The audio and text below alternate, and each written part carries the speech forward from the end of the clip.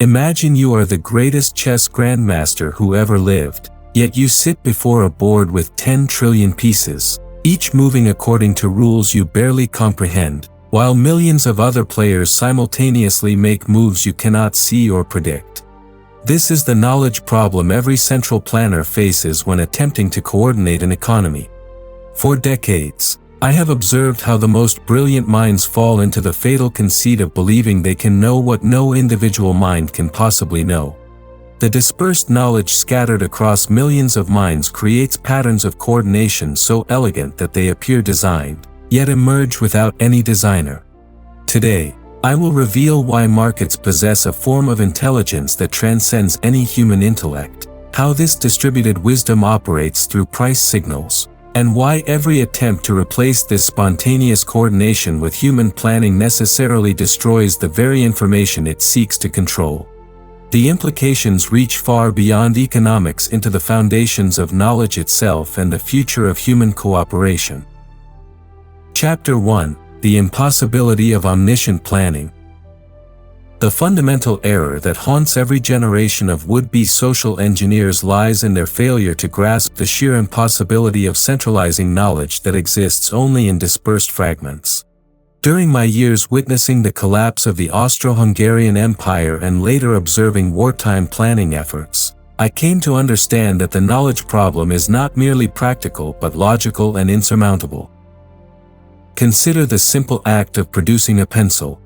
The knowledge required spans continents: the timber harvester in Oregon who knows which trees yield the best wood, the graphite miner in Sri Lanka who understands the geological formations, the rubber plantation worker in Malaysia who knows when latex is ready for tapping, the metal worker who knows how to craft the ferrule that holds the eraser.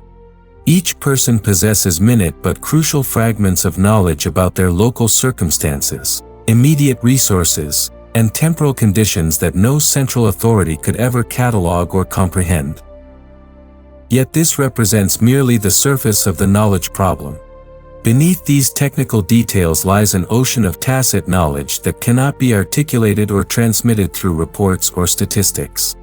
The skilled craftsman knows when wood feels right, the trader senses market timing, the entrepreneur perceives opportunities that exist only momentarily. This practical knowledge, embedded in experience and intuition, constitutes the majority of economically relevant information, yet it remains forever beyond the reach of any planning board or computer algorithm. The socialist calculators of my era believed they could solve this through comprehensive data collection and mathematical optimization. They failed to recognize that economic calculation requires not just data but meaningful prices that emerge only through the competitive process of voluntary exchange.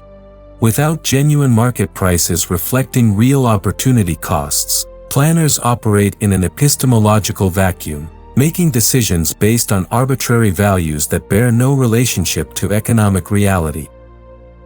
This knowledge limitation becomes exponentially more severe when we consider the dynamic nature of economic information.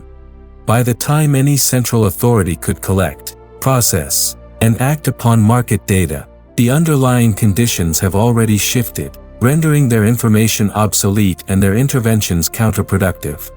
The economy resembles a dance where millions of participants continuously adjust their steps in response to the movements of others, creating patterns that exist only in the present moment and disappear as soon as they are observed. The tragic irony is that the very attempt to centralize this knowledge destroys it. Once market participants know their decisions will be overridden by planners, they cease to invest in discovering and acting upon local knowledge, causing the informational foundation of economic coordination to crumble.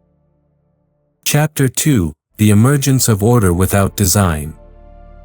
The most profound insight of my intellectual journey has been the recognition that the most complex and beneficial forms of social order emerge not from human design but from the unintended consequences of countless individual actions guided by simple, abstract rules.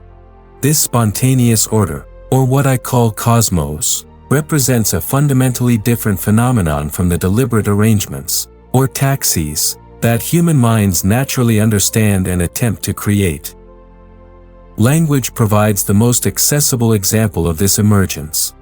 No committee designed English, no central authority decreed its grammar, yet it evolved into an incredibly sophisticated communication tool capable of expressing the most subtle thoughts and emotions.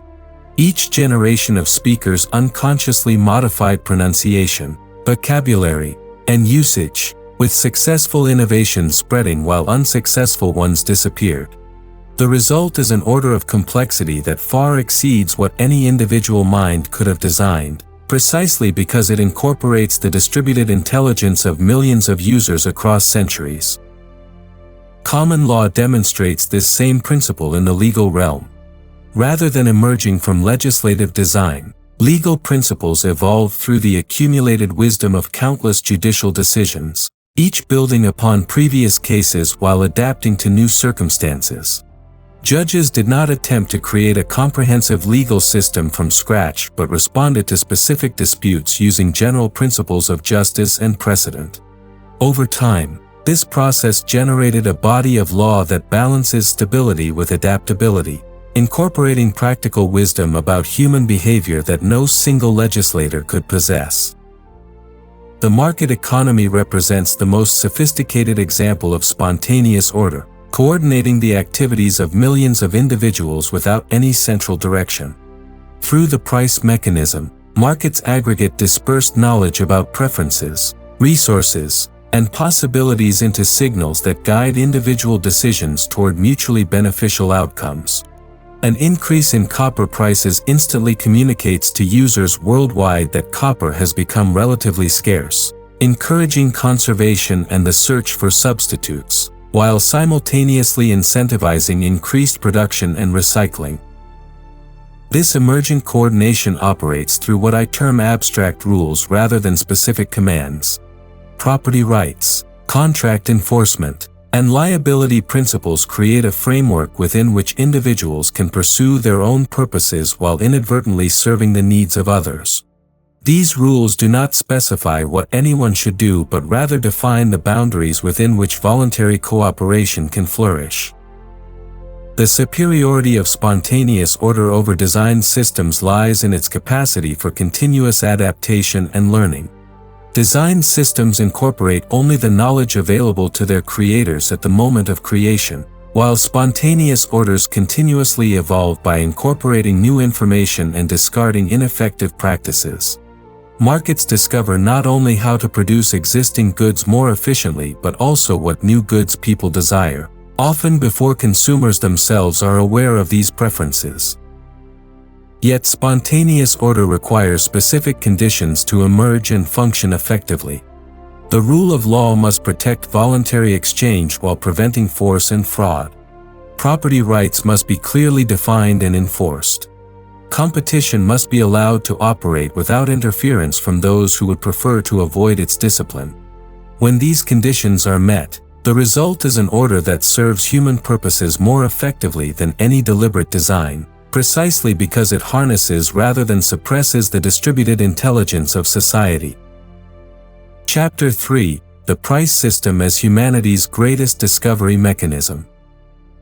The price system represents perhaps humanity's most remarkable achievement in information processing, though its elegance is so subtle that even sophisticated observers often fail to grasp its true function.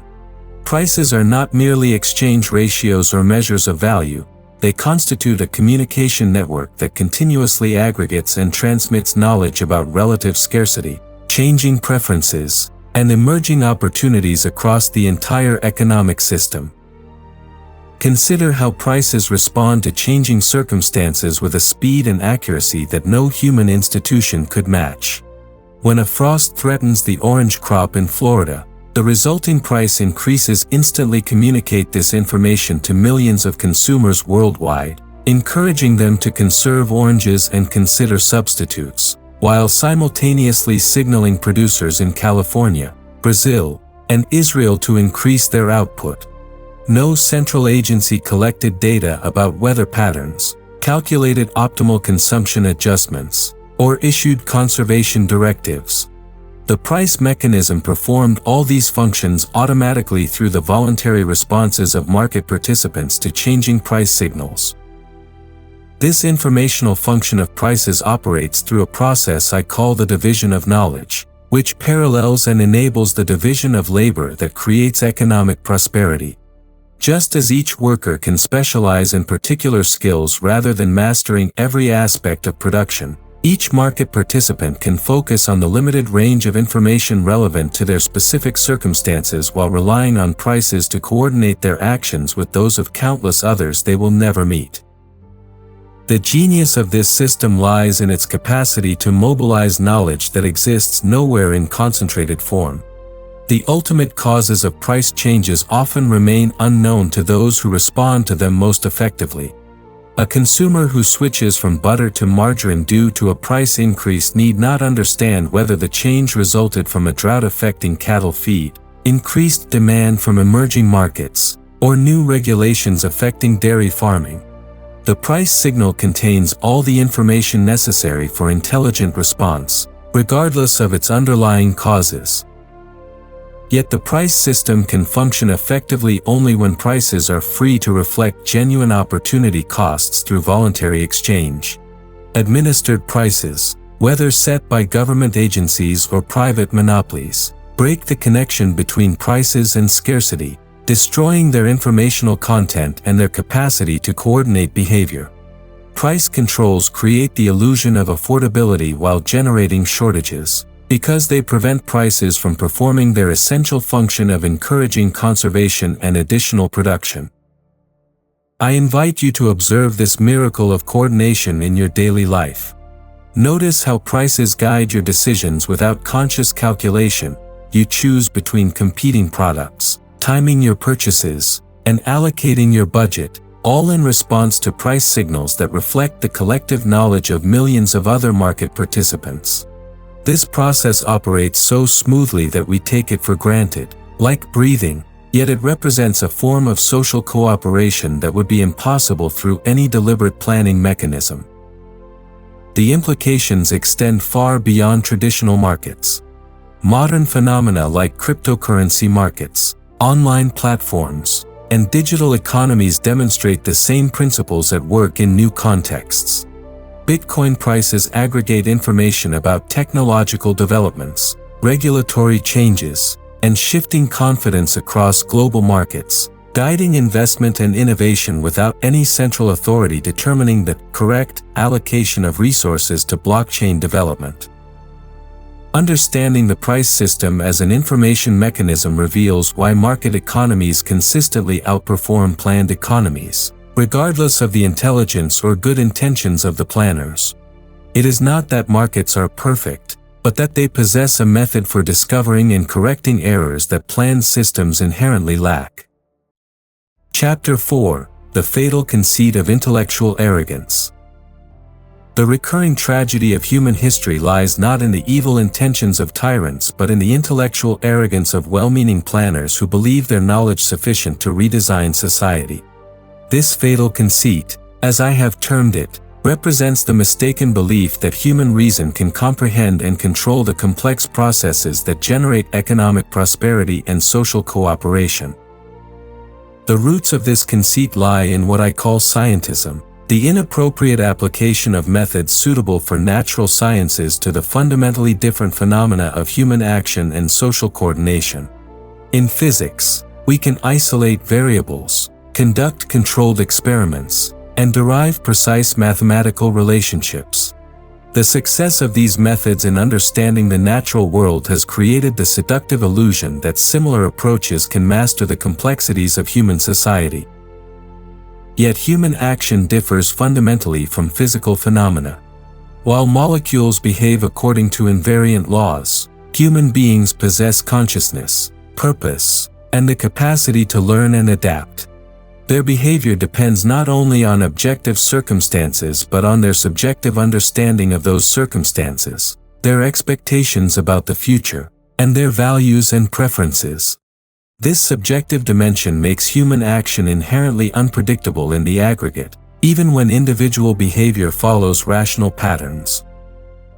The intellectual arrogance I witnessed in my lifetime manifested repeatedly in the confident assertions of planners who believed they could engineer social outcomes through policy manipulation.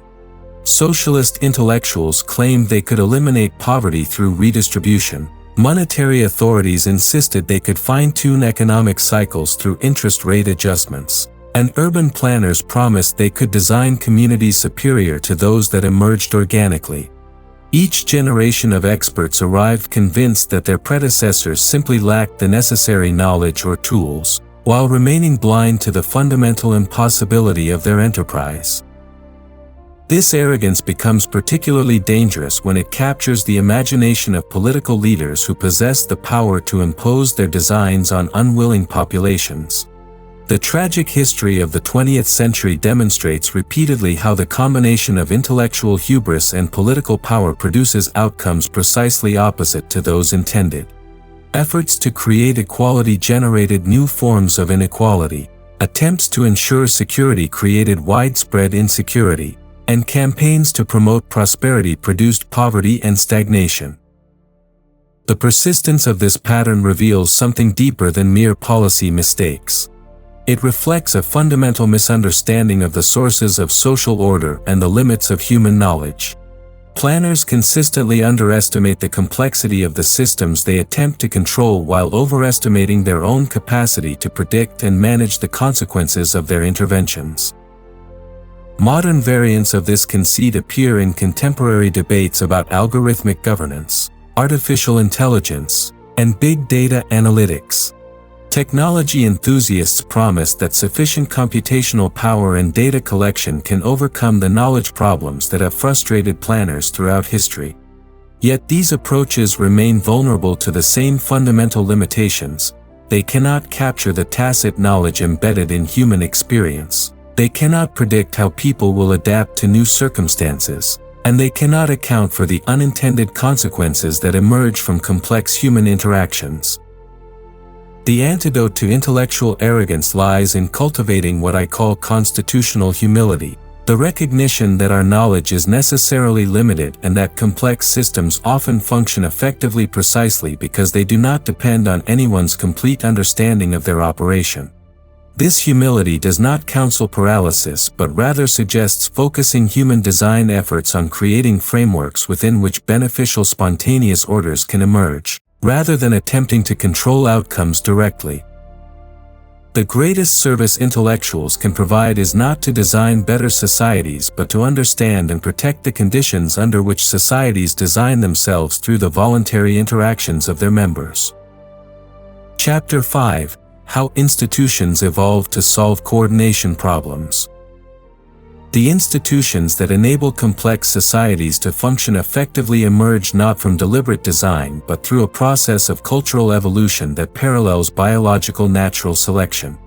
Successful institutional arrangements spread and persist because they solve coordination problems more effectively than alternatives, while ineffective institutions disappear or are abandoned. This evolutionary perspective reveals why traditional institutions often embody wisdom that exceeds the understanding of those who participate in them. Property rights exemplify this evolutionary development. No ancient lawgiver sat down to design the optimal system for allocating resources and incentivizing productive activity. Instead, various arrangements for controlling and transferring valuable items competed over centuries, with those that promoted prosperity and peace gradually displacing those that generated conflict and waste. The sophisticated property law systems we inherit represent the accumulated learning of countless generations about how to minimize disputes while maximizing productive incentives. Money provides another striking example of institutional evolution. Gold emerged as a medium of exchange not because any authority declared it money, but because its physical properties, scarcity, divisibility, durability, and portability, made it superior to alternatives like cattle, shells, or grain for facilitating trade. The market process gradually selected gold over competing monetary commodities through millions of individual decisions about what to accept in exchange, without anyone needing to understand the theoretical principles that make for effective money. Language itself demonstrates how institutions can evolve to solve coordination problems without conscious design. Grammar rules that enable clear communication spread and persist, while linguistic innovations that create confusion or ambiguity disappear. No authority dictated that English should develop particular syntactic structures, yet the language evolved mechanisms for expressing complex relationships between ideas with remarkable precision and flexibility. Legal institutions show similar evolutionary patterns. The principle that promises should be kept, the requirement that evidence support accusations, and the presumption of innocence emerged through the practical experience of communities trying to resolve disputes fairly. Legal systems that incorporated these principles proved more stable and prosperous than those that did not, leading to their gradual adoption across different societies. I invite you to observe this evolutionary process in contemporary institutions. Notice how new coordination problems generate institutional innovations. Online marketplaces develop reputation systems to enable trust between strangers. Professional organizations create certification programs to signal competence. And digital platforms establish community guidelines to maintain productive interactions. These solutions emerge through experimentation and selection rather than top-down design. The evolutionary perspective explains why traditional institutions often resist easy improvement through deliberate reform. Institutions that have survived for generations typically solve multiple coordination problems simultaneously, often in ways that are not immediately apparent to casual observers. Attempts to reform them based on partial understanding frequently destroy beneficial functions while failing to achieve their intended improvements. This creates a presumption in favor of institutional conservation, though not blind traditionalism. Evolutionary processes can produce suboptimal outcomes when circumstances change faster than institutions can adapt, or when political interference prevents the selection of more effective arrangements. The key is distinguishing between institutions that embody accumulated wisdom and those that persist only because they serve powerful interests rather than general welfare. Constitutional frameworks represent perhaps the most sophisticated form of institutional evolution, establishing rules for making rules that balance stability with adaptability. The American constitutional system, with its separation of powers, federalism, and protection of individual rights, emerged from centuries of experimentation with different forms of government and represents an attempt to create institutions that can evolve without destroying their essential functions. Understanding institutional evolution provides crucial guidance for contemporary policy debates. Rather than assuming that complex social problems require complex governmental solutions, we should first ask whether existing institutions might solve these problems if allowed to operate freely, or whether new institutions might emerge if legal barriers to innovation were removed. Chapter 6: The Essential Connection Between Spontaneous Order and Individual Liberty. The relationship between spontaneous order and individual freedom is not merely coincidental but logical and necessary. Spontaneous order can emerge only when individuals possess genuine choice about their actions, while individual liberty can be sustained only within frameworks that allow beneficial coordination to emerge without coercion. This symbiotic relationship explains why free societies consistently outperform directed ones in generating prosperity, innovation, and human flourishing. Liberty enables spontaneous order by ensuring that coordination occurs through voluntary cooperation rather than force. When individuals can choose whether to participate in particular arrangements, only those that provide mutual benefit will attract participants. This creates powerful incentives for discovering and implementing arrangements that serve everyone's interests better than available alternatives. Coercion short-circuits this discovery process by enabling some individuals to impose arrangements that benefit them at others' expense.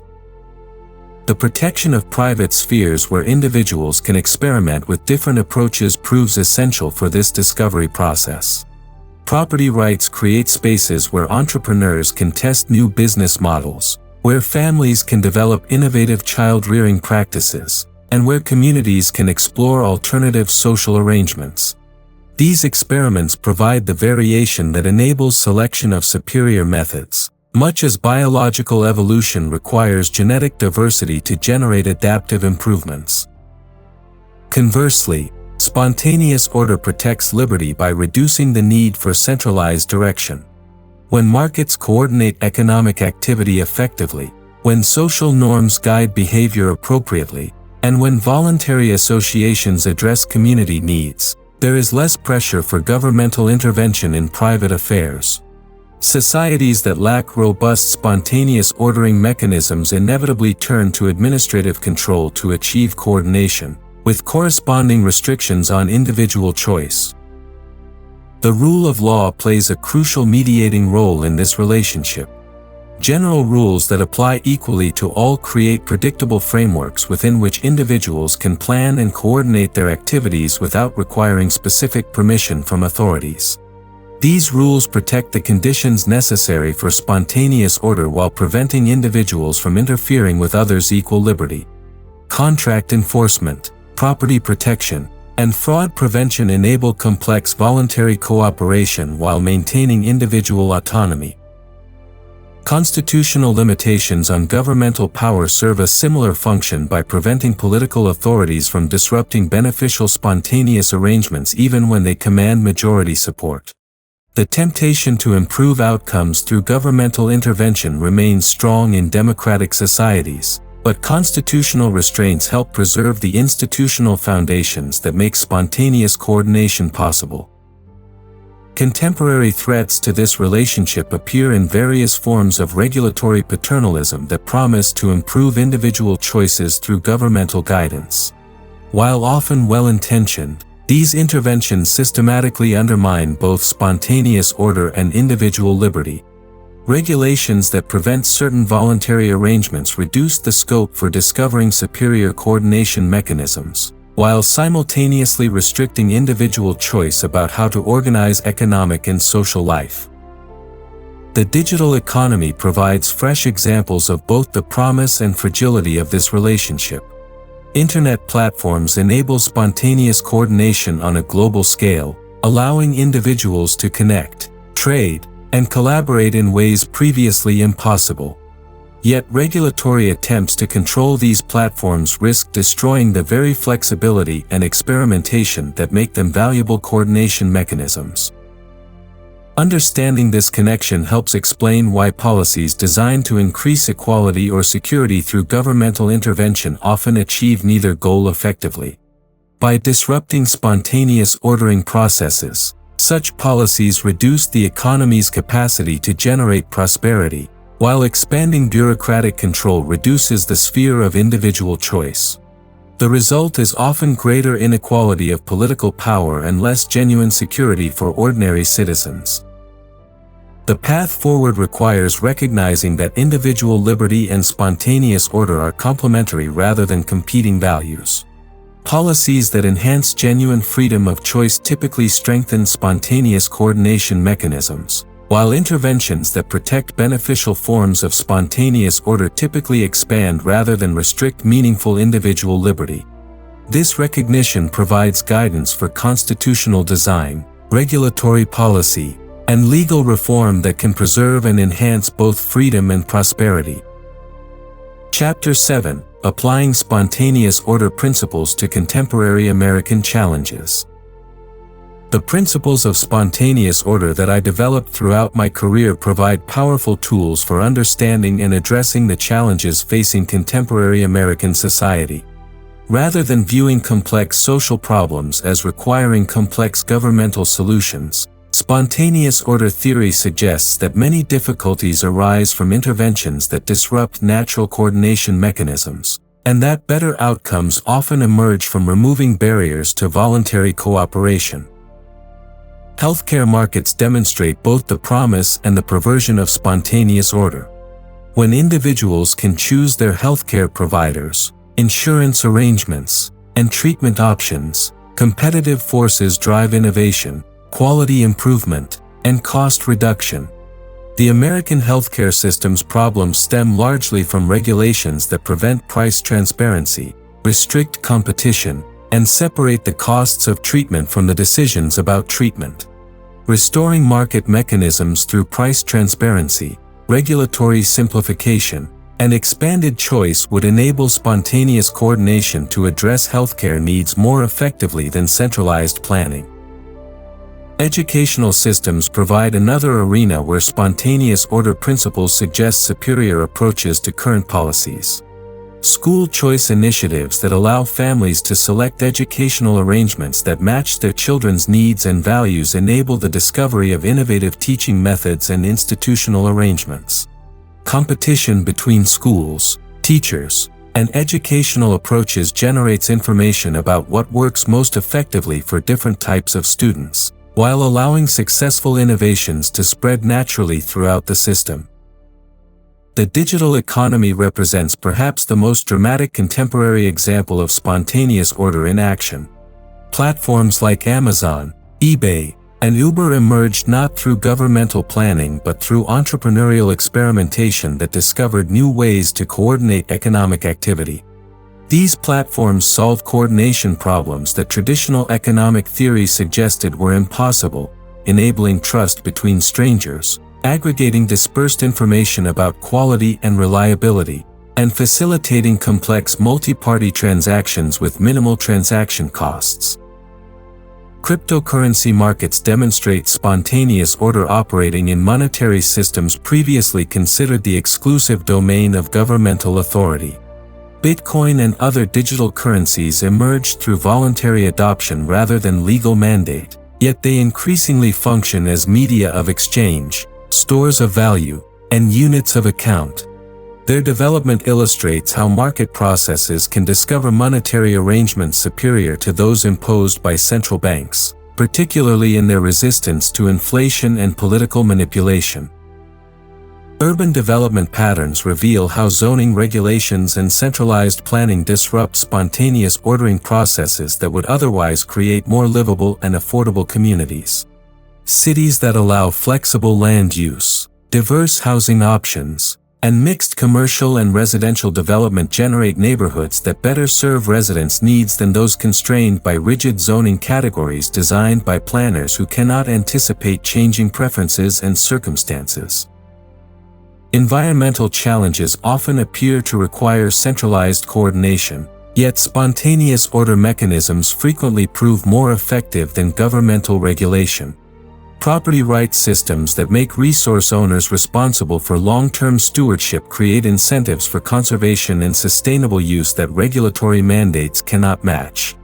Markets for pollution permits discover the least costly methods for achieving environmental goals while preserving economic efficiency. The COVID-19 pandemic illustrated both the failure of centralized planning and the effectiveness of spontaneous coordination. Governmental authorities consistently provided inaccurate information, implemented counterproductive policies, and stifled innovation in testing, treatment, and prevention. Meanwhile, voluntary associations, private companies, and individual initiative generated rapid solutions for remote work, vaccine development, and community support that proved far more effective than official responses. Financial markets continue to demonstrate the superiority of spontaneous coordination over regulatory control in allocating capital efficiently and generating prosperity.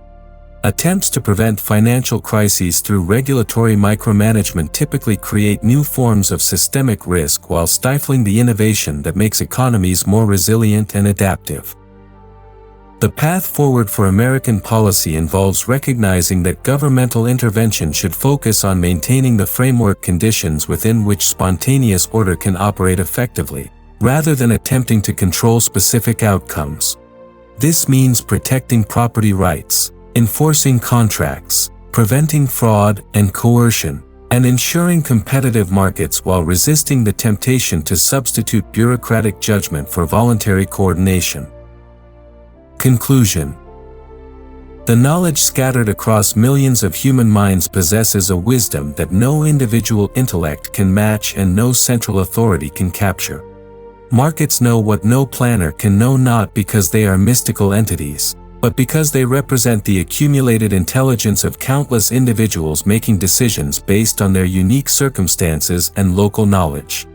The price system serves as humanity's most sophisticated information processing network, aggregating dispersed knowledge and coordinating behavior with an elegance that appears designed yet emerges without a designer.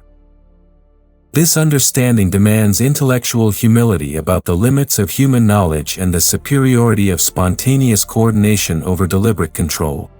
The institutions that enable prosperous societies emerge through cultural evolution rather than rational design, embodying practical wisdom that often exceeds our theoretical understanding.